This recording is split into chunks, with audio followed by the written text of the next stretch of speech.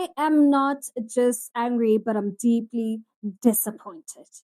Disappointed in the fact that it's the year 2025 with Africa bleeding from division, exploitation, and historical betrayal.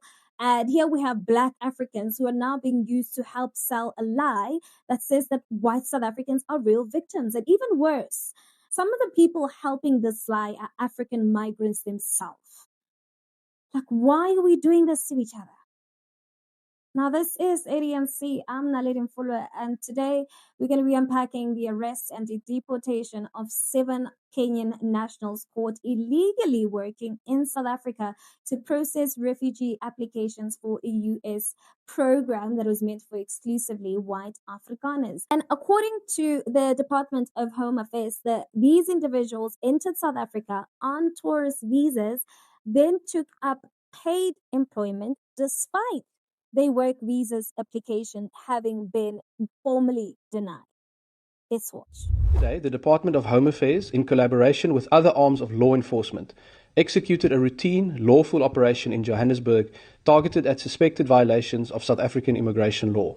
The operation followed after intelligence reports indicated that a number of Kenyan nationals had recently entered South Africa on tourist visas and had illegally taken up work at a center processing the applications of so-called refugees to the United States. This was despite the fact that earlier visa applications for Kenyan nationals to perform this work had been lawfully declined by the department. During the operation, 7 Kenyan nationals were discovered engaging in work despite only being in possession of tourist visas, in clear violation of their conditions of entry into the country. They were arrested and issued with deportation orders and will be prohibited from entering South Africa again for a 5-year period.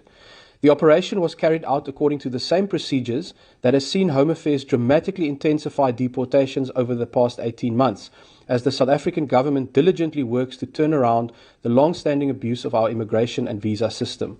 No US officials were arrested in the process, the operation was not conducted at a diplomatic site, and no members of the public or prospective refugees were harassed. Now, they were working at centers that were linked to a highly controversial United States resettlement program that was launched under the US President Donald Trump, which prioritizes only white Afrikaners for refugee status. Now, all 7 of them now face a 5-year ban from re-entering South Africa. Authorities say that intelligence reports triggered the operation, and while 2 US officials were briefly detained, the South African government insists no Americans were arrested. Now, I do want us to be clear, because this is not just an immigration story. This is about power. It's about African complicity in a racist global narrative. Now, these Kenyan nationals were working for organization involved in processing claims that white South Africans are victims of genocide, a claim that has been repeatedly debunked, rejected by data, and dismissed by South Africa's own government. Now, the Foreign Minister, Ronald Lamola, has been clear that there is no evidence of white persecution and that the Afrikaners remain among the most economically privileged groups in this country. Even major Afrikaner organizations, including AfriForum, Solidarity, and even Orania, rejected Trump's refugee offer. So the question is, who exactly is this program really serving? And I'm hurt, because Africans know what displacement looks like. Africans know what real refugees look like. Yet here we are watching African workers help process paperwork for white people fleeing a country where they still own most of the land, most of the wealth, most of the power. While we are assisting a system that tells Black refugees, if you're not white, forget about it. Why are we helping validate a lie that erases centuries of colonial theft and apartheid brutality?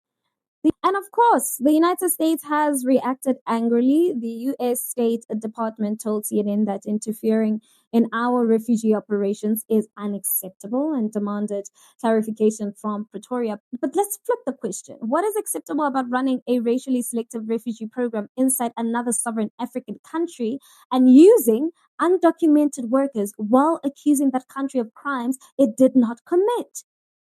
South Africa's Department of International Relations says the presence of foreign nationals coordinating with undocumented workers raises serious diplomatic concerns, and formal engagements are now underway with both Kenya and the United States. And this incident sits inside a much uglier global pattern, because Trump has cut the US aid to South Africa, has expelled South African embassies, has boycotted the G20, publicly humiliated our president Cyril Ramaphosa with fabricated evidence, and then prioritized white South Africans while slashing refugee access for everyone else.